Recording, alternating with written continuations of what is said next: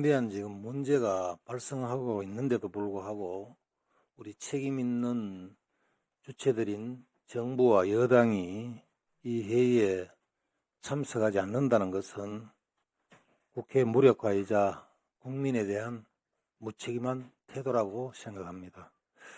지금이라도 참석해서 대한민국 안보 정상화에 동참하시기를 촉구합니다. 지금 대한민국 안보 상황은 결코 가볍지 않습니다. 정동영 통일부 장관의 구성 핵시설 발언 이후에 미국은 대북 정보 공유를 하루 최대 100여 건까지 제한하고 있다고들 하고 있습니다. 이는 대한민국의 눈과 귀의 일부가 가려지고 있다는 의미가 될 것입니다. 더 심각한 것은 감시 공백입니다.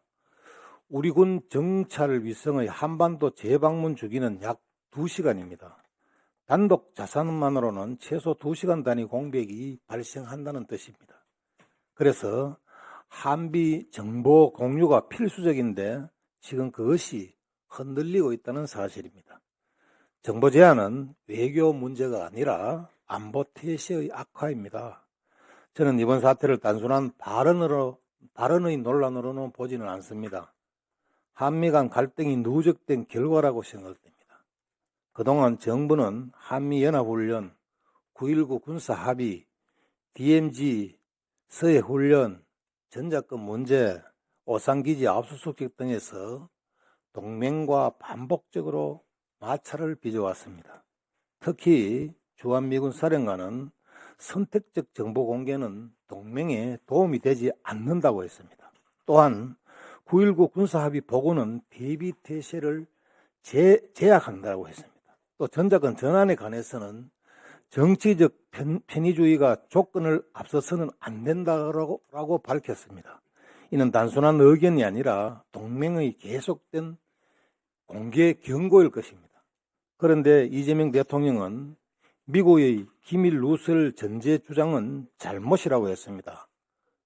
그러나 핵심은 한미연합 비밀로 관리되는 정보가 어떻게 공개되었는지입니다. 국방부는 이미 4월 6일과 10일 본 의원실에 북한 구성 관련 시설과 오르는 농축 세부 사항은 한미연합 비밀이라고 밝혔습니다. 그렇다면 연합 비밀이 왜 공개되었습니까? 더 심각한 것은 장관 해명의 신뢰성입니다. 정 장관은 CSIS 보고서 근거를 들었지만은 CSIS의 빅터차 한국 석자는 그런 보고서를 쓴 적이 없다라고 반박했습니다. 통일부는 2010년, 2016년 등 10년 전 자료와 일부 추정 보고를 근거로 들고 있습니다. 연구기관의 가능성 제기와 장관이 단정적 공개 발언은 차원이 아주 다른 문제입니다. 이쯤 되면 단순 해명이 아니라 사후적 발언을 정당화하려는 시도가 아닌지 심히 의심됩니다. 10년 전 추정 보고를 근거로 현재의 핵시설을 단정적으로 공개한 것이 과연 책임 있는 장관의 말입니까? 발언입니까? 3월 6일 발언 이후 지금까지 한 달이 넘었습니다. 그동안 한미 간에 무슨 일이 있었던 것입니까? 충분한 소통이 있었다면 이 사안이 정보 공유 제한으로까지 비화되었겠습니까? 언론에 공개되어 외교적 문제로까지 확대되었겠습니까? 지금 상황은 단순 갈등이 아닙니다.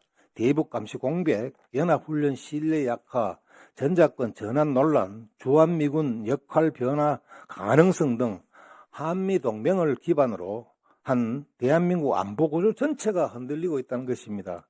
여기에 대해 원자력 추진 잠수함 도입과 우라늄 농축 권한 확보 등 핵심 안보 협력에도 영향을 미치고 있다는 우려가 현실이 되고 있습니다.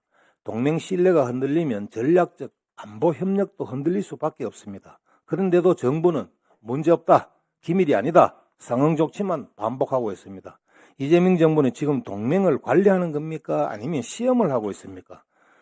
신뢰가 무너지면 동맹은 유지되지 않습니다. 외교 안보는 이념의 문제가 아니라 국민의 생명과 안전의 문제일 것입니다. 그런데 지금 정부는 자주파와 동맹파 사이에서 혼선을 보이고 있습니다. 그 결과는 동맹 불신, 안보 공백, 국민 불안입니다. 지금 필요한 것은 동맹 신뢰 회복, 사실 규명과 재발 방지, 안보 공백 차단입니다. 지금이라도 국방부 장관께서는 적극 출석하여서 미군 측의 방문 내용이 무엇이냐, 실제 정보 공유의 제한 범위가 있느냐, 그리고 무너진 신뢰를 어떻게 회복할 것이냐 등을 명명백백히 밝혀야 할 것입니다.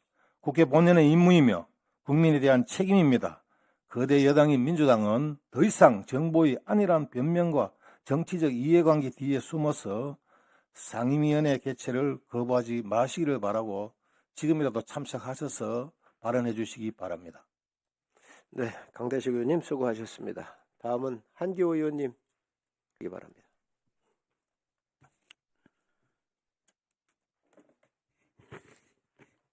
지금 국가적으로 사실 안보의 가장 중요한 시기입니다.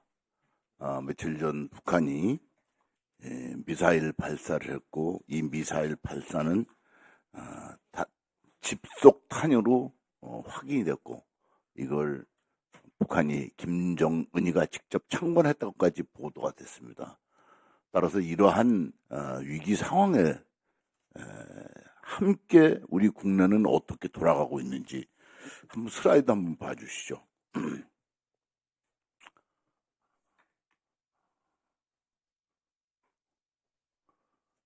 이재명 정부가 출범하고 나서 우리 미군과의 관계에서 갈등 사항이 저렇게 노출이 됐습니다. DMZ 관할권에 대해서 통일부가 승인권을 이관해 내놔라 이렇게 했습니다. 그러나 우리 실제로 남북이 정전 협상을 사인한 나라가 우리나라가 아닙니다. 따라서 DMZ 안에 관할권은 분명히 유엔사가 가지고 있고, 지금까지 어떠한 정부도 이것에 대해서 이의를 제기한 적이 없습니다. 또 과거에 금강산 가는 철로와 길을 낼 때도 유엔사의 승인을 받고 했습니다.